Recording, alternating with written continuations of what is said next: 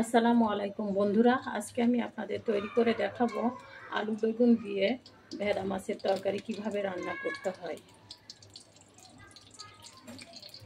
এর জন্য প্রথমে আমি একটা প্যান বসায় নিয়েছি চুলায়, এখানে তেল দিয়ে দিয়েছি, একটা পেঁয়াজ কেটে রাখছি সেটা দিয়ে দিচ্ছি।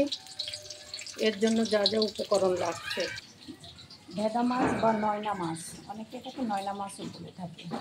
এর জন্য প্রথমে আমি দুটো আলু কেটে নিয়েছি, মাঝারি সাইজের দুটো বেগুন কেটে নিয়েছি। আলু বেগুন দিয়ে ভেড়া মাছ বা নয়না মাছের তরকারি।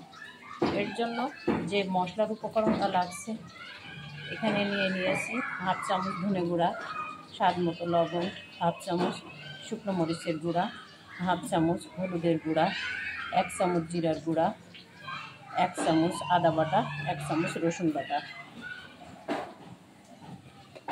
সামান্য পানি দিয়ে এগুলো মিশিয়ে নিচ্ছি।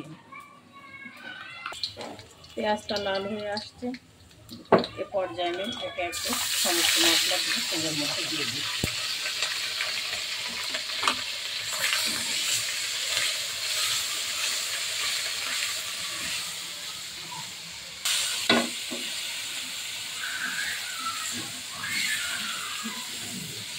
তরকারিটা 3-4 মিনিট ধরে ভালো করে কষিয়ে নেব। কষানোর পর কিছুক্ষণ পানি দিয়ে মাছটা উপর দিয়ে দিব।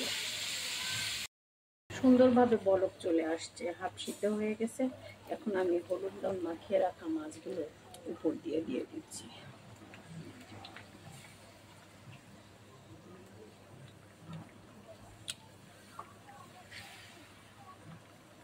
ফিরে আসবো কিছুক্ষণ পর, ঢাকনা দিয়ে ঢেকে দিই। আলু বেগুন দিয়ে নয়না মাছ বা ভেড়া মাছের তরকারিটা আমাদের হয়ে গেছে। পর্যায়ে আমি ধনে পাতাটা ছিটিয়ে দিচ্ছি উপর দিয়ে। খুব সহজেই হয়ে গেল আমাদের ভেড়া মাছ আলু বেগুন দিয়ে তৈরি করা তরকারিটা। বাসায় অবশ্যই আপনারা ট্রাই করে দেখবেন। ভালো লাগলে চ্যানেলটিতে সাবস্ক্রাইব করবেন, লাইক করবেন, কমেন্ট করবেন, শেয়ার করবেন। আল্লাহ হাফেজ।